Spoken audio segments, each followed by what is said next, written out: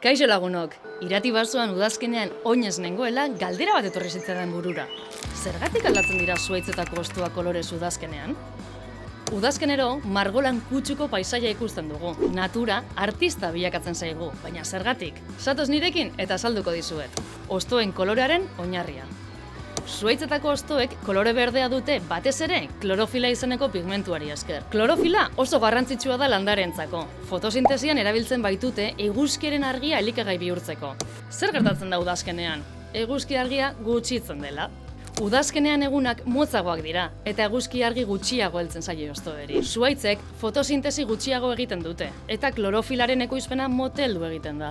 Klorofila desagertzen hasten da. Eguzki argirik gabe klorofila degradatzen da eta hostoek berezko koloreak erakusten dituzte. Bai, hostoetan beste pigmentu batzuk badaude ere. Adibidez, karotenoideak edo flavonoideak, horieri esker agertzen dira laranjak eta horiak. Karotenoideek ematen diote kolore gorri, laranja eta horiak kalabazei, asenarioei, tomatei, flamenkoeri, izokineri edo gambei. Edo antosianinak, kolore gorri eta moreak egiten dituztenak.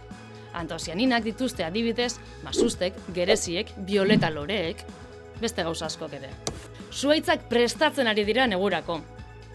Neguan, hostoak mantentzea energia xahutzea da zuhaitzentzat. Beraz, hostoak galtzen dituzte. Baina horretarako, lehenik, landareak baliabide guztiak ateratzen dizkiete hostoei.